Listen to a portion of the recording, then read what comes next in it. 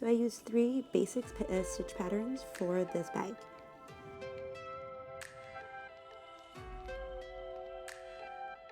The first one we're going to start off with is the solid granny square. You can make the striped one the exact same pattern. All you have to do is switch out the colors in between each row. So with a 5mm hook, I'm going to start by chaining 4, and it's going to count as my work in ring. Just want my center ring and my standing double crochet, those last 3 stitches. And I'm going to double crochet 12 into that first chain I made. So let's make 11 total double crochet plus the chain 3, which make 12 double crochet.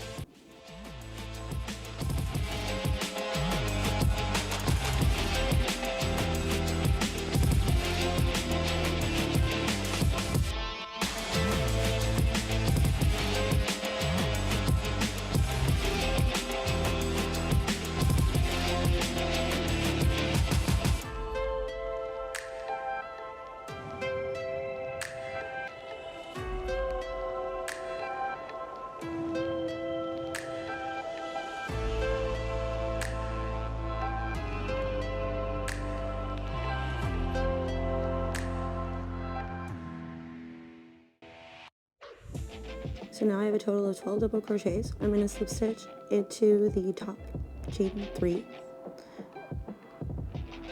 And there you have your join. So I'm going to trim off the tail, just because it kind of gets in my way when I'm stitching. And I'm going to work once again another chain 3, which is once again a standing double crochet. Chain up 3. This is your first stitch. And you're going to double crochet into that first hidden stitch right beside it. And it's kind of tricky to get it right into there sometimes, but trust me, it's doable.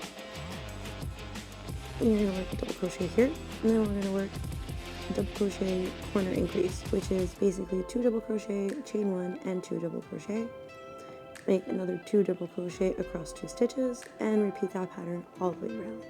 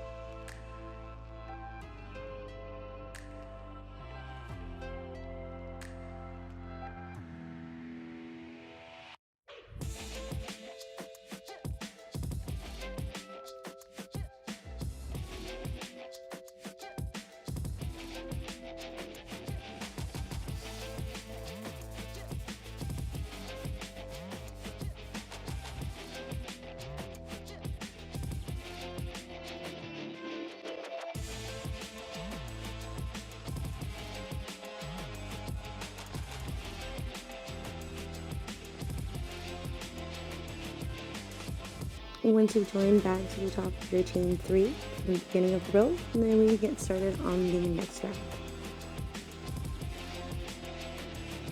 So as in every round, we're going to start by chaining 3 once again. And if you notice the pattern, we're going to be increasing each row by, or each side of each row by 4 stitches. So work again once, 1 double crochet in that first stitch right after your chain up, and in each stitch across until you make the chain 1 space.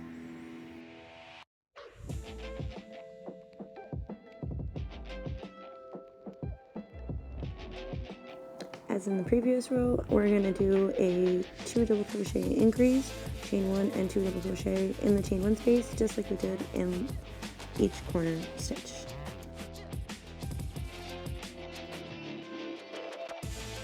And repeat this pattern all the way around, and for simple terms, you can basically just do the same thing for each row until you get your desired size. I made 5 rows, so the next row you're going to have 4 double crochet increase on each side, and the row after is again 4 double crochet increase. The easiest way to keep track of this is just to write down how many stitches on each side, or on just one side I guess, are in your square every time you complete a row. This way you can easily keep track of your 4 count, and you don't have to try to mentally keep track. It can be exhausting.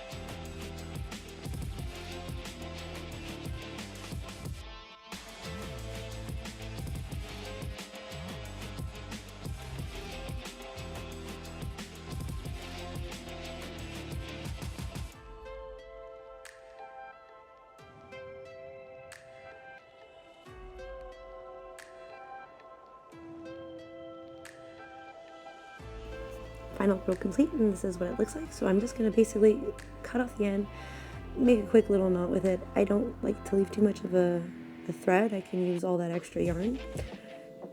And here's your first square. So you can make one of every color or however you want. These are the colors I used and the patterns I used. To make the variegated square, all you have to do is change up your color every row. So now we're going to start working on this daisy. First row is the exact same as in the previous one. You're basically just going to be making a chain 4 and 11 double crochets in that first chain. Make it all the way around. You've got 12 double crochets, and that is the center.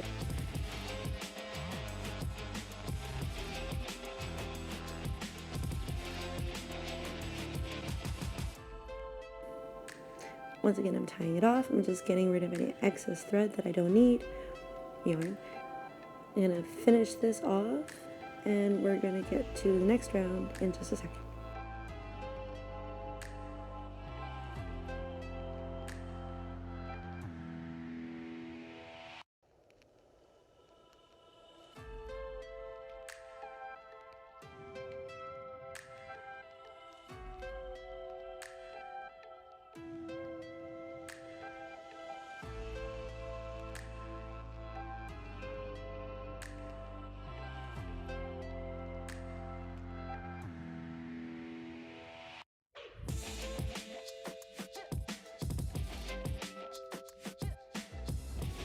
I'm going to snip off the end right away.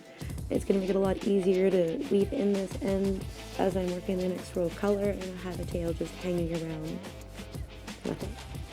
So I'm going to be making a seamless join, which is basically knotting your two threads together.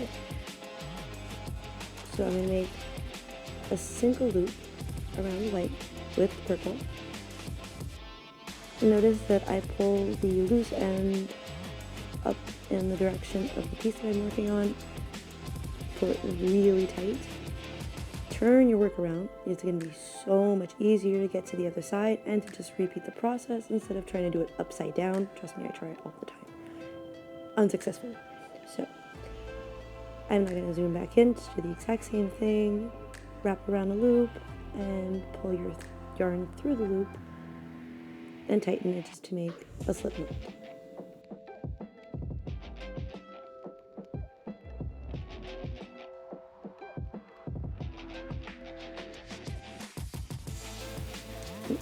Pull it really tight.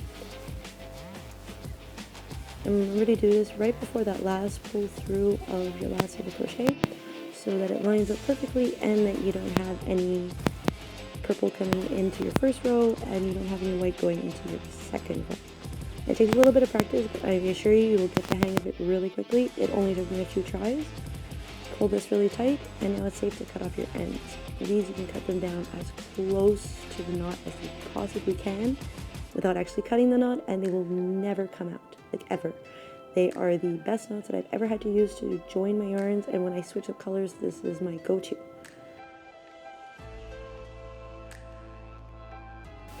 So I'm just going to finish off this last stitch. Let's hope it aligns. Pull.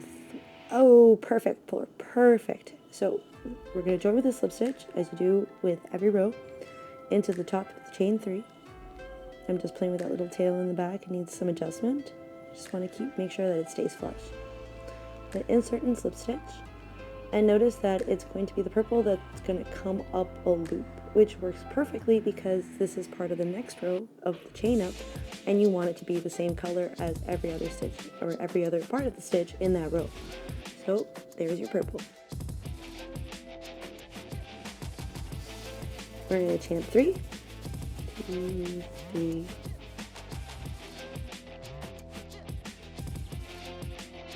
Yarn over and insert your hook into the same stitch. Yarn over and pull through 2.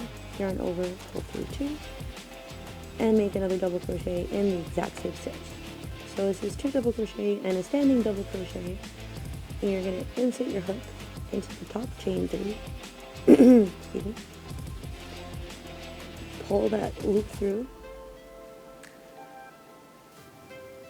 And make 2 chains. The first one is to close off the puff stitch. The second one is the join in between the next petal. So we'll go into the next stitch, that really weird looking one. See, hard to get. Get into that stitch and make again a 3 double crochet puff. We're going to end up with 12 double crochet puffs and 12 chain 2 spaces in between each one of those puffs.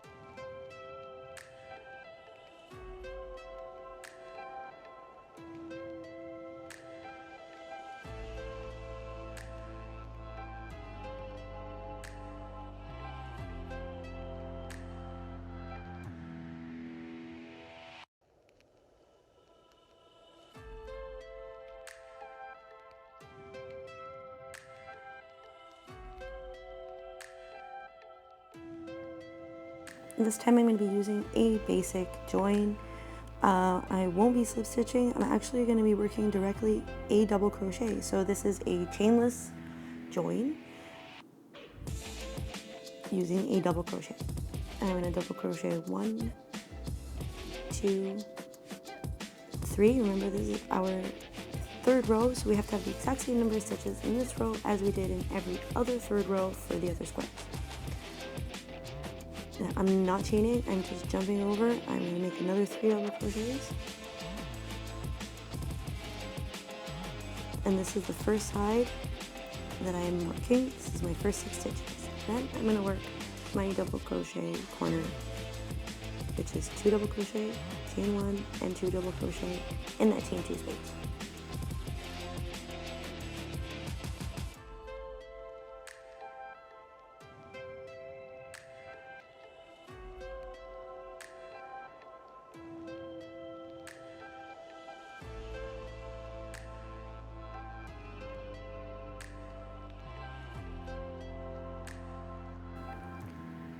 Now repeat 3 double crochets into the next 2 chain spaces, and again make your corners. Now repeat this pattern around, and you can continue by making rows 4 and 5 the same as you did with your previous squares. It will be the exact same pattern.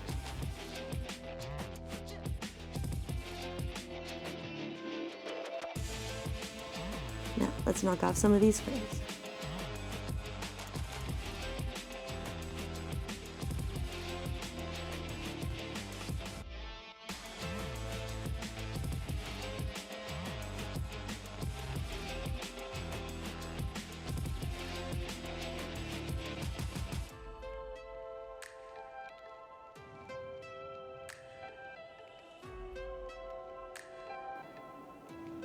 Now, for my bag, I decided to make this with a seamless join, but after I made the bag, I noticed that it would look a lot better, like the finishing looks a lot better when you do it with a slip stitch. So at the end of the video, I will show you how I did it and the difference in look. It's really going to be up to you in the end, what you feel more comfortable doing and what you prefer the look of. Again, all personal preference, but I will give you both techniques. So for this one, you're going to pull up your loop from your main color, your first square, your second square, insert into the adjoining stitch. So let's say you're in the first one, it will go into the first stitch you're going to make of that row.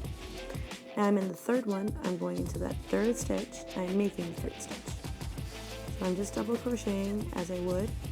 The only difference is that I pull that loop through the exact same stitch on the other side, which makes it as a seamless join.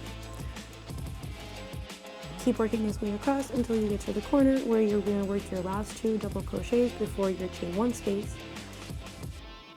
Do not join the chain 1 space like you didn't join the first chain 1 space at the beginning. Then chain 1 and double crochet, 2 double crochet in that same corner space, and then continue your square until you are ready to fasten it off.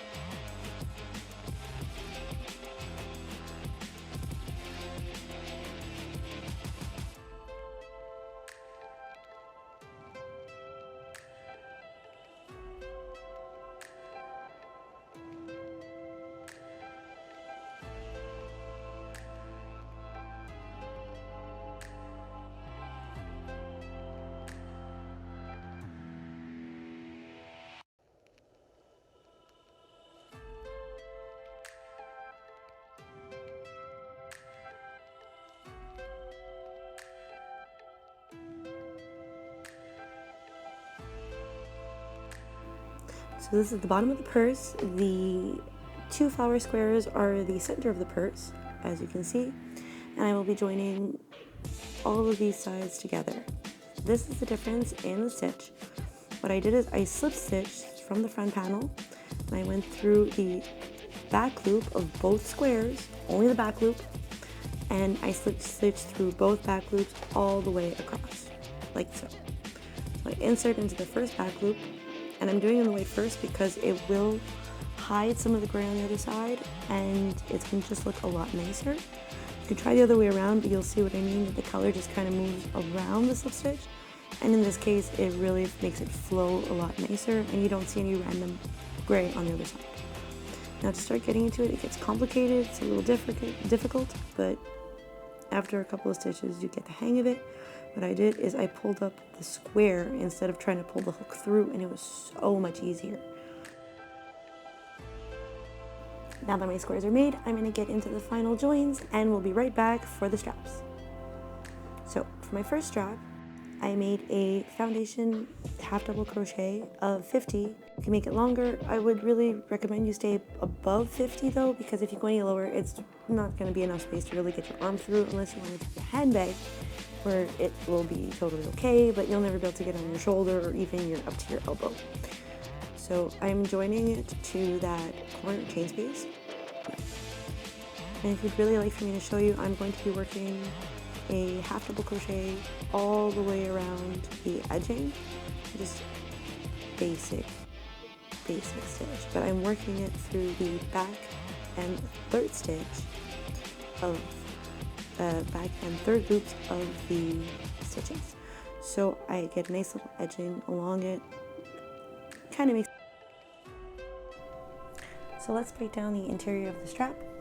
We're gonna slip stitch onto your hook and make sure it's wrong side facing, so you're basically on the inside of your bag. Now you're going to get up to your corner stitch right here, this one, and yarn over. Try to keep that there so you have 2 loops and your tail down. And you're going to insert directly into this. And get them out there. This little chain space. Really tiny and hard to get in, but you'll find it. Yarn over, pull your loop through. Now, with 3 on there, you can insert into that first double crochet here. Oh, into the back loop, sorry.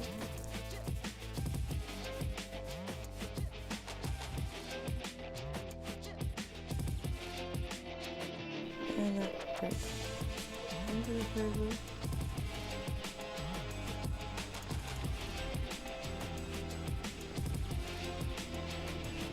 Back loop, yarn over and pull it through, and this one twisted. Now you have 4 loops. You're going to yarn over again and pull through 1, 2, 3, and 4. So that's your half double crochet 2 together. Now remember, half double crochet in each stitch across. Getting into this guy here is really difficult.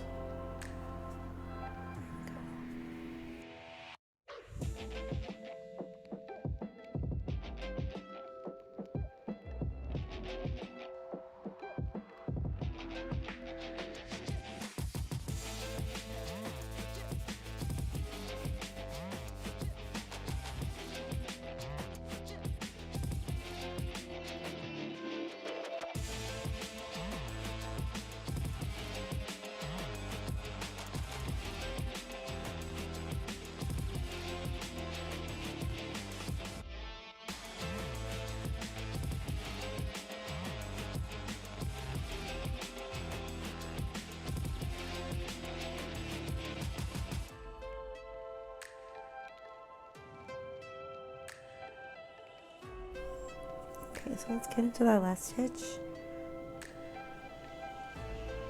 It might be a little bit more difficult than I initially anticipated. And get through there. Oop. Through all the thread.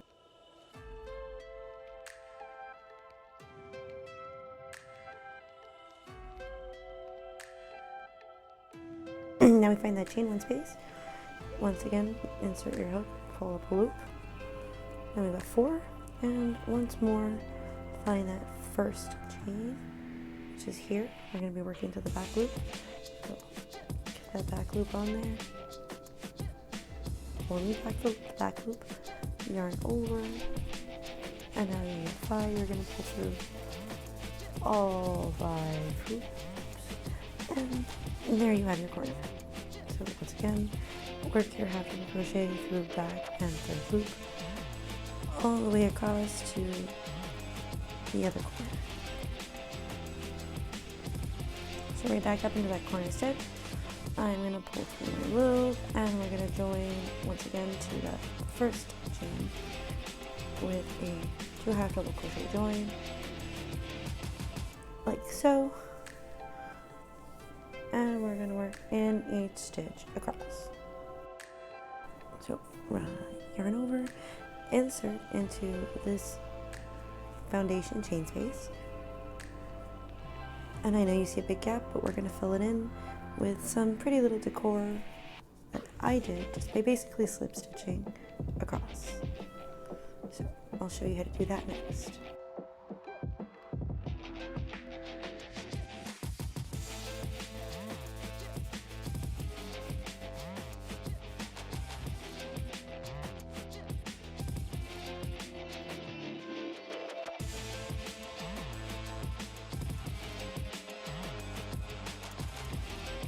Join with a slip stitch as you did with every other row, and we're going to fasten it off.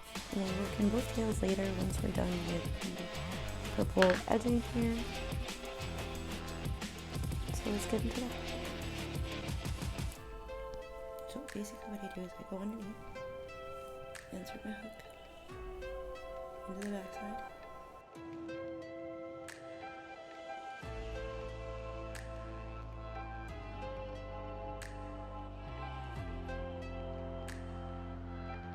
tail under, pull up your loop, and you're going to constantly keep your thread underneath your yarn, underneath the strap. And to get it started is a little bit more difficult because you got to get the tension right. So you find that chain space here, insert your yarn through, and pull it through first. And this is going to have to be woven in and adjusted so that you can see it. And you're going to work into every chain space across the strap, which is in between both rows of half double crochets all the way across. Basically, we're going to go through from the back and into the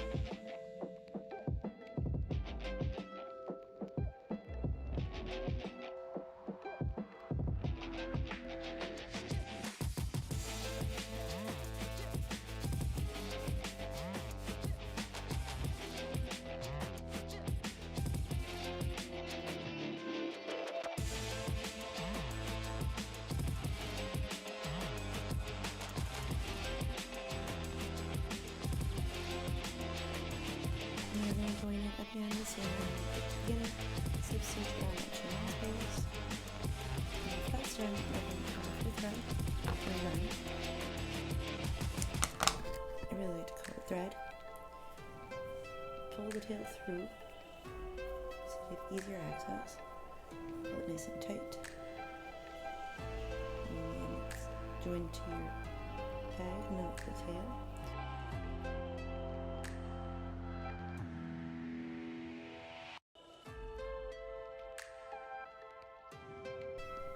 Tote.